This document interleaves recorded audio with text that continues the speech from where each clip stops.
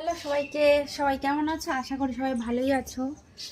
তো আমি কিন্তু মোটামুটি আছি, বেশি ভালো নেই, মোটামুটি।